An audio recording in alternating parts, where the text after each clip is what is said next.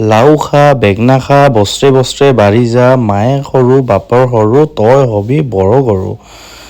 তো আজি গৰু বিহু। তো গৰু বিহুৰ দিনা ৰাতিপুৱা উঠিয়ে দেউতাই এটা বস্তু বনাই আছিল।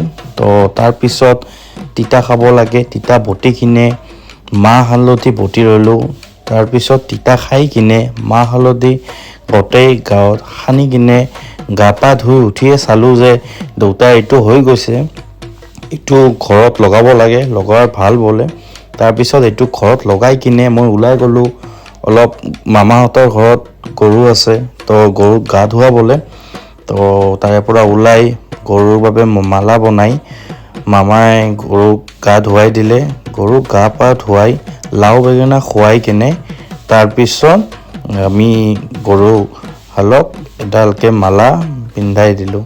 তো আজিৰ ব্লগ ইয়াতে সমাপ্ত।